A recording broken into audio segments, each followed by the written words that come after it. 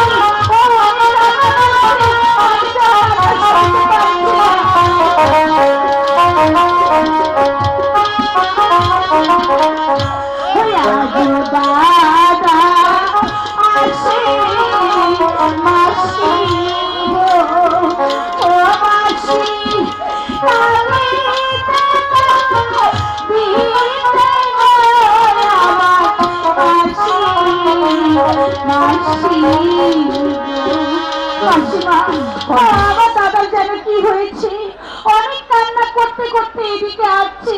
তুমি আমার দাদা ভাই আসলে জিজ্ঞাসা করবে কি হয়েছে, আর কান্না যে আমি আর সইতে পারছি না মাসিমা। আমি ওই উঠানের মধ্যে বসছি, তুমি আমার দাদা আসলে অবশ্যই জিজ্ঞাসা করবে। আচ্ছা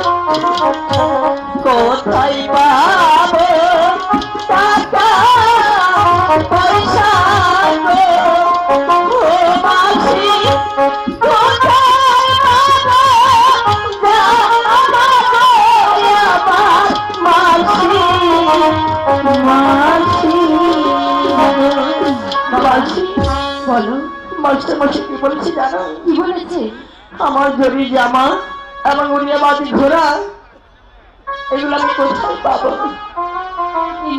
তুমি কোনো চিন্তা করো না, তোমার দিদি শুনলে সবকিছুর ব্যবস্থা করে দেবে। চলো আমি তোমার দিদির কাছে তোমাকে নিয়ে যাবো। মাসি বলো। তাহলে তুমি দিদির কাছে বলবে হ্যাঁ আমার দিদিকে তো নেই। হ্যাঁ দিব। ঠিক আছে, তাহলে ঠিক আছে, তুমি এখন ভালো করে রেডি হও। ঠিক আছে মাসি, তুমি কিন্তু দিদির কাছে বলবে। ঠিক আছে বলবো। আমি এখন কি করব? আমার দাদা যে 5 বছর স্কুলে পড়তে পারবে না, এখন আমি উনি আবার ঘোরা জনি জামা কোথায় পাবো? ওগো মেহেরবান খোদা, তুমি আমাকে পথ দেখাও, পথ দেখাও। দেখো আমি চলে যাবো আমার বাপজির কাছে, দেখি আমার বাপজি কিছু একটা ব্যবস্থা করতে পারে নাকি। কোথায় রইলে প্রাণী বাপজি গো, ও বাপজি,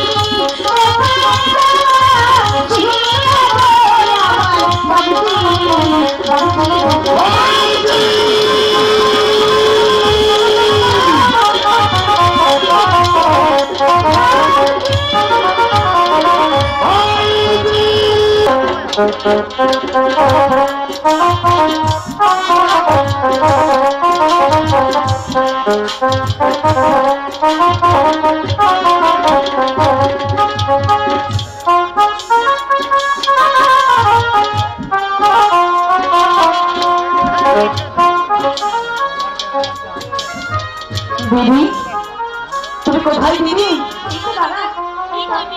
আমার স্কুলের সময় হয়েছে, তুমি আমাকে সাজিয়ে দাও। সাজিয়ে দিচ্ছি।